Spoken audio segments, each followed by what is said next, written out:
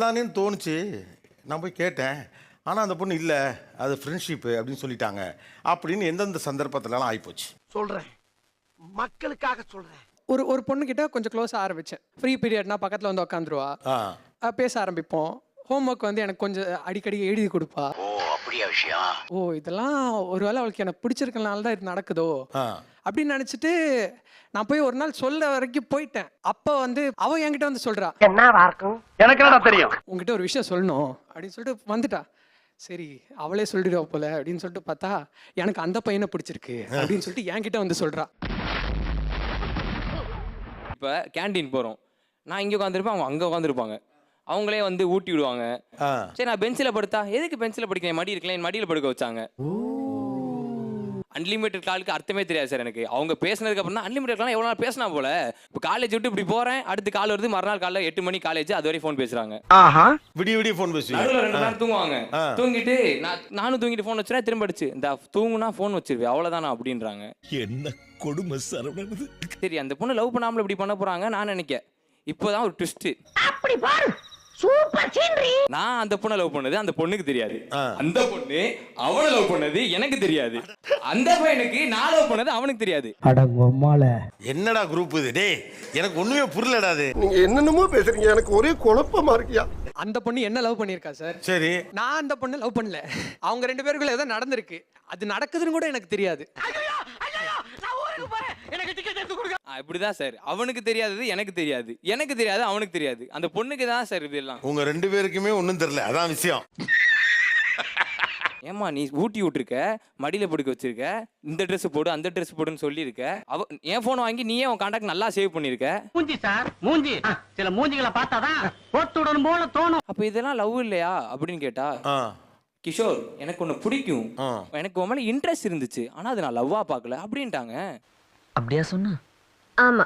போன இயர் பிப்ரவரி 14 எனக்கு கால் வந்துச்சு. உன்னை அர்ஜென்ட்டாக பார்க்கணும் அப்படின்னு சொன்னாங்க. சரின்னு கிளம்பி போயிட்டேன்.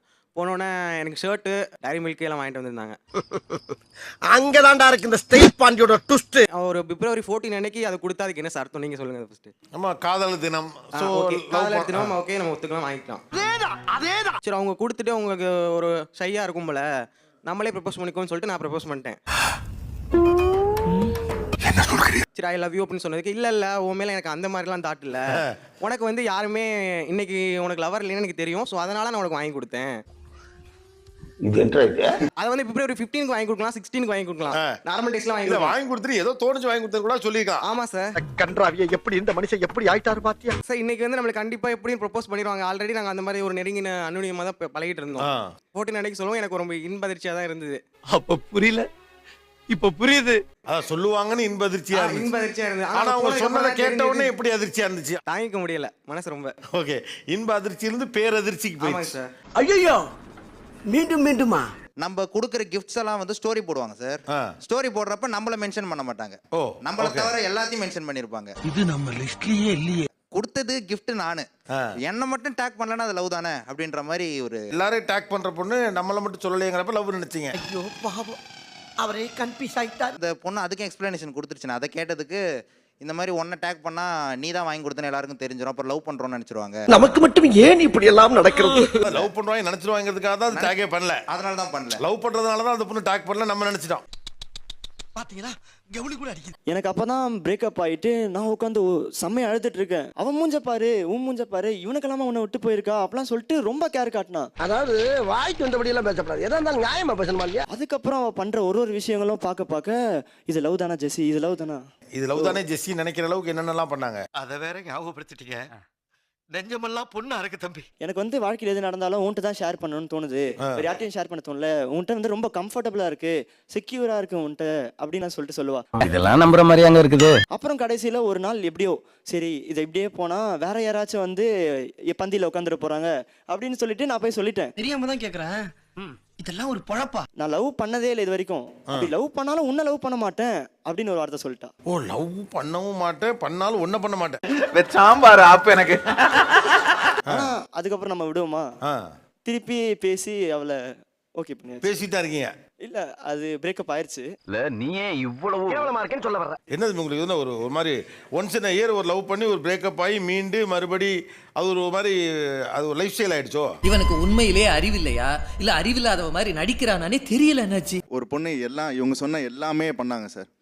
ஒரு கட்டத்தில் அவங்களே என்கிட்ட கேட்க ஆரம்பிச்சிட்டாங்க, உனக்கு எதோ தோணுது நினைக்கிறேன், நீயே சொல்லு அப்படின்னு சொல்லி கேட்க ஆரம்பிச்சிட்டாங்க. நானும் சொல்லிட்டேன். அவங்க என்ன சொன்னாங்க, எனக்கு டைம் வேணும், டிசைட் பண்ணலாம், பேசலாம், அது வரைக்கும் உன்னை பற்றி நிறைய தெரிஞ்சுக்கணும்னு. அது இடையிலேயே வந்து நான் லவ் யூ சொன்னால் லவ் யூ டூன்னு சொல்லுவாங்க. பெரிய பிரச்சனையாகி சரி என்ன லவ் பண்ணுறியா இல்லையா அப்படின்னா இல்லை ஜஸ்ட் ஃப்ரெண்டு. அப்போ லவ் யூ சொன்னது லவ் யூ ஆஸ் அ ஃப்ரெண்டா சொன்னேன் அப்படின்னு. என்ன ஜோக் காட்டுறீங்களா? என்ன ரங்கா ஜோக் காட்டுறீங்களா? லவ் யூ டூ எப்படி ஃப்ரெண்டா சொல்ல முடியும்னு எனக்கு ஒண்ணுமே புரியல சார். எனக்குமே புரியல தம்பி. லவ் யூ டூ வரைக்கும் போயாச்சு, ஆனா லவ் இல்ல.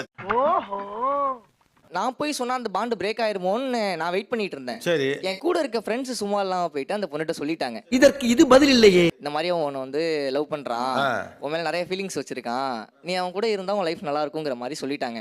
ஓ அப்படியா விஷயம்? இந்த பொண்ணு ரொம்ப ஒரு மாதிரி வெக்ஸா ஃபீல் ஆகி நல்ல இதா இருப்பானா என்னன்னு எனக்கு தெரியல, உன்னை அந்த அளவுக்கு நான் பார்த்துப்பனா அப்படிங்கிற மாதிரி தெரியலன்ட்டு அவங்க ரொம்ப ஃபீல் பண்ணி பேச ஆரம்பிச்சிட்டாங்க. சோலி முடிச்சு. ரிஜெக்ஷன்ல பல மோடு இருக்கு தம்பி. ரிஜெக்ஷன்ல சாரி, நோ, முடியாது, அப்புறம் பார்க்கலாம், உனக்குன்னு அவ்வளோ பொருத்தமானவ இல்லை, உனக்கு இன்னை விட நல்ல பெட்டரான பொண்ணு கிடப்பா, பயப்பிடிச்சிட்டான். எல்லாம் டெக்னாலஜி. டைரக்ட் ரிஜெக்ஷன் பண்ணியிருந்தா பரவாயில்ல சார். நீங்க தான் நேர்ல சொல்லல, நாங்க மட்டும் இப்படி நேரா சொல்றது. இப்போ இவங்க சொல்றதெல்லாம் பார்க்கல, அவங்க பெர்ஸ்பெக்டிவ்ல இருந்து காதல் மாதிரி தான் இருக்கு. ரைட்டா? ஏன் லவ் இல்லாதுன்னு சொல்லணும், அப்பதான் புரியும். சபாஷ், சரியான போட். அவங்க வந்து மடியில படுத்துக்கோ சொன்னதோ ஊட்டி விட்டதோ அந்த டைம்ல ஷீ வாஸ் இன்ட்ரெஸ்டட். ஒரு ஃப்ரீக் அவுட் வரும், லைக் லவ்ன்றது சும்மா இல்ல, இட்ஸ் அ கமிட்மெண்ட். அப்படிதான் தெரிஞ்சுக்கணும். ஸோ இப்படி வரும்போது ஒரு சின்ன ஸ்ட்ரகிள் இருக்கும், இந்த இடத்துல நான் என்ன பண்ணணும் அப்படிங்கிறப்போ இல்ல நோ இட்ஸ் நாட் லவ் அப்படின்னு ஒரு பிரேக் போடுவாங்க. என்ன கொடுமை சரவணது. ஆனா சிலருக்கு அது சொல்ல தெரியாது, ஹேண்டில் பண்ண தெரியாது. நான் வந்து இன்ட்ரெஸ்டடா இருந்தேன், பட் இது லவ் தானான்னு எனக்கு தெரியல, இல்ல இது எனக்கு ஃப்ரெண்டா தான் தெரியுது. ஓ நீ அப்படி வரியா? இப்போ என்னை ஸ்டார்டிங்கில் நல்லா கேர் பண்ணிட்டு ஊட்டி விட்டு மடியில் படுக்க வச்சு எல்லாம் செஞ்சதுக்கப்புறம் இல்லை இது லவ் இல்லைன்னு போனால் அப்போ நான் என்ன என் ஃபீலிங்ஸ் எங்கே சார் இடம் இருக்கு? இங்கே உட்காந்துருக்கேன்னா அங்கேருந்து வந்து ஊட்டி விட்டா அப்போ நான் என்ன நினைப்பேன், இத்தனை 11 பேர் இருக்கும், அவங்க மட்டும் எனக்கு தனியாக வந்து இல்லை நீ சாப்பிட்டுருக்க மாட்டி விட்டுட்டா அப்போ நான் லவ்வாக தானே பார்ப்பேன். கரெக்ட். இப்போ இது இங்க சொன்ன முக்காவாசி பேர்ல பாத்தீங்கன்னா எல்லாமே ஸ்கூல் காலேஜ், எல்லா பொண்ணுமே அந்த டைம்ல மெச்சூர்டா யோசிக்க மாட்டாங்க, ஈவன் தோ மென். அப்படியா?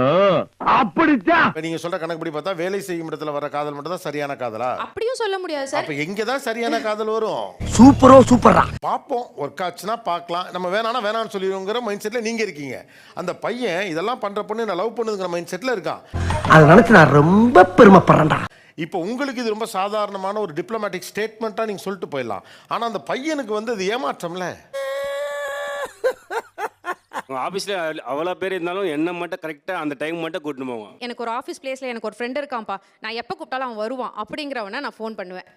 நான் வந்து லவ் பண்ணுறவனா தான் கூப்பிடணும்னு இல்லை. நான் என்ன சொல்றேன்னா நியாயமா இருக்கணும். மற்ற பசங்க இந்த அளவுக்கு நான் பழகினா உடனே என்னை திருப்பி வந்து வேற மாதிரி பார்க்குறாங்க, நீ ஒருத்தன் தான்ப்பா என்னை தப்பாக பார்க்கல அப்படிங்கிற கம்ஃபர்ட்டாக கூட இருக்கலாம்.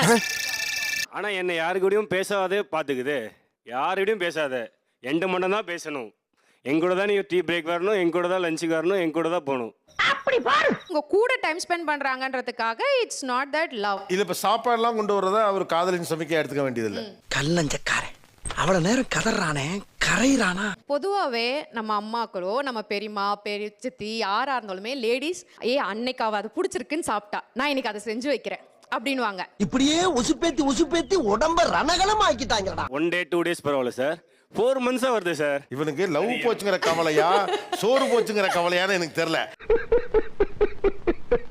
பார்த்து சமைச்சு ஒருத்தருக்கு எடுத்துட்டு போனா பெரும்பாலும் நம்ம யாருக்கு அதை செய்வோம் சார்? ஒரு ஃப்ரெண்டா நினைக்கிறவங்களா இருந்தா செய்ய மாட்டோம், மாணவன் செய்ய மாட்டோம். சாம்பார் அப்ப எனக்கு அப்ப என்னன்னா இது வழக்கத்திற்கு மாறான ஒன்று நினைக்க இருக்கிறப்ப அந்த பையன் அது காதல்னு நினைக்கிறதுல என்ன தப்பு இருக்கு? சொல்லு, நீ தான் தைரியமான ஆளத்தை சொல்லு. சமைச்சு தர்றது, காம்ப்ளிமெண்ட் கொடுக்கறது, ரொம்ப கேர் பண்றது, இது எல்லாமே வந்து ஃப்ரெண்ட்ஷிப்போட சிக்னல். அப்ப லவ்வோட சிக்னல் எதுன்னு சொல்லுங்க.